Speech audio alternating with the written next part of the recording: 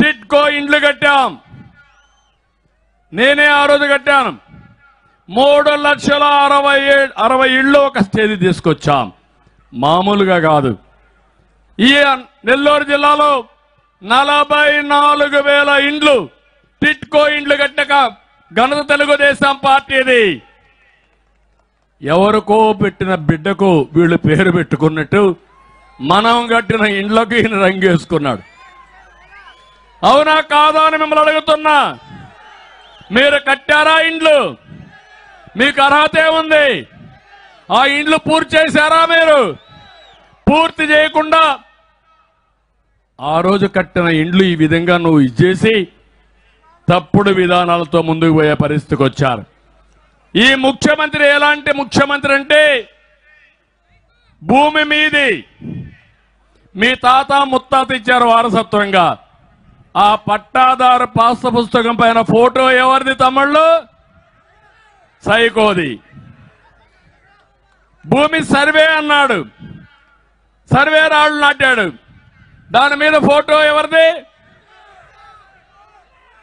ఇది న్యాయమా అని మిమ్మల్ని అడుగుతున్నా. ఇది విధానం. అందుకే నేను ఒకటే చెప్పాను, రేపు జరిగే ఎన్నికల్లో జగన్ పతనం ప్రారంభమైంది.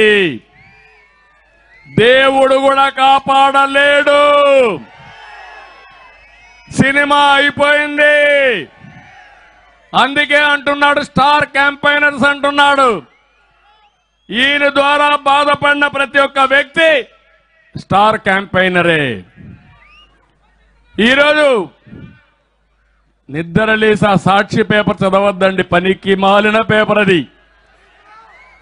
అసత్యాలు తప్ప ఏమి ఉండవు దాంట్లో.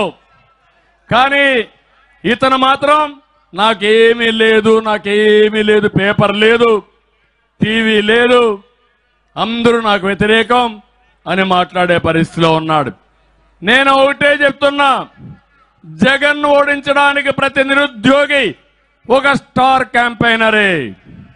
ఎండిన ప్రతి ఒక్క ఎకరం, మండిన ప్రతి రైతు గుండె రేపు ఎన్నికల్లో స్టార్ క్యాంపైనర్స్ గా పనిచేస్తారు. పన్నుల బాధలకు గురైన ప్రతి ఒక్క పేదవాడు నా స్టార్ క్యాంపైనరే. నాణ్యత లేని మద్యంతో ప్రాణాలు పోగొట్టుకున్న ప్రతి ఒక్క కుటుంబం తెలుగుదేశం పార్టీకి, ప్రజాస్వామ్య పరిరక్షణకు స్టార్ క్యాంపైనర్స్ అని చెప్పి నేను మీకు తెలియజేస్తున్నా.